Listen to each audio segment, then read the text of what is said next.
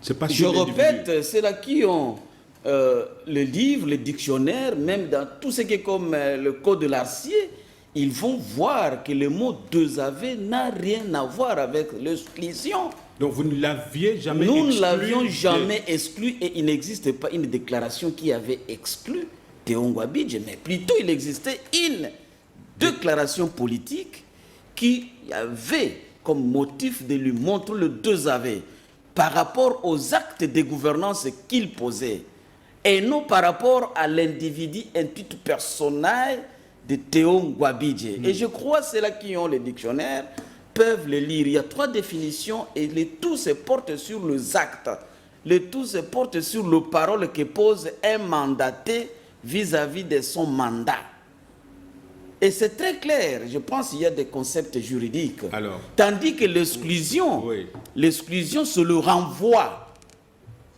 Et lorsque on fait le désaveu, c'est-à-dire que le mandat, c'est-à-dire celui qui a mandaté, attend de l'enfant prodigue en politique, là on est en politique, un rapprochement pour se demander, mais papa, qu'est-ce qu'il y a? Et là on dit la gouvernance, si ça ne tient pas, on a fait les projets de société pour construire la route, mettre fin à la criminalité, connecter les centres de production vers les centres de consommation, et j'en passe, et avec cette approche, vous pouvez continuer comme ça pour développer l'entité.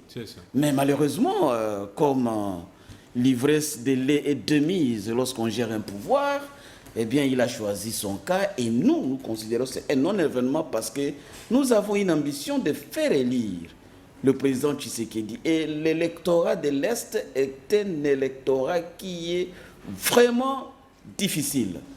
Pourquoi difficile? Parce qu'il n'a pas de fanatisme, mais plutôt ils ont l'objectivité.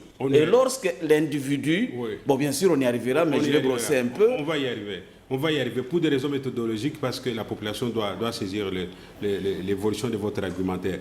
Oui, vous disiez que l'AFDC n'a jamais exclu Théo Ngouabidje.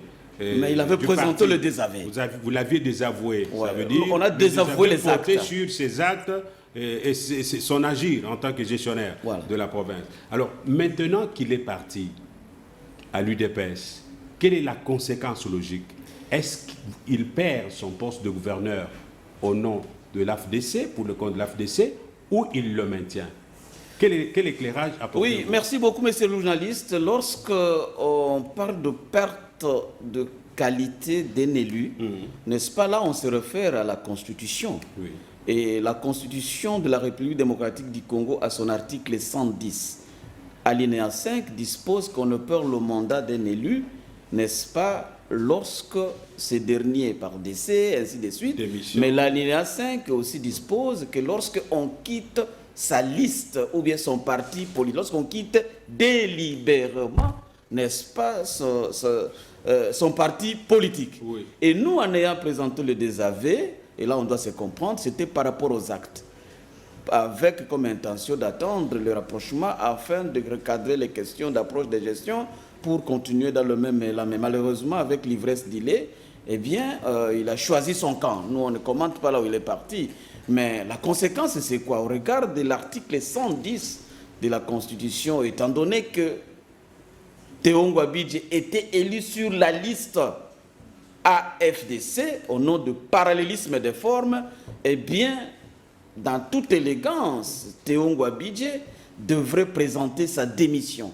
Parce que, n'étant plus de la liste AFDC, INC, tel que rétribué à l'union sacrée de la nation, eh bien, il est évident qu'il présente sa démission au niveau de l'Assemblée nationale.